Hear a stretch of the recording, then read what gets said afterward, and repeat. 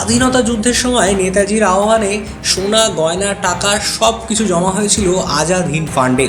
কিন্তু 1945-এর পর এই বিপুল অর্থভাণ্ডার হঠাৎ উধাও। কোথায় গেল সেই ট্রেজার? তৃতীয় বিশ্বযুদ্ধের সময় দক্ষিণ পূর্ব এশিয়ার ভারতীয়রা নেতাজি সুভাষচন্দ্র বসুকে স্বাধীনতার জন্য বিপুল অর্থ ও সোনা দান করেন। মহিলারা নিজেদের গয়না খুলে দেন, ব্যবসায়ীরা টাকা দেন। এই সব কিছু মিলে তৈরি হয় আজাদ হিন্দ ফান্ড। ইতিহাসবিদদের মতে এই তহবিলে কয়েক কোটি টাকার সমপরিমাণ সোনা ও মূল্যবান সামগ্রী ছিল।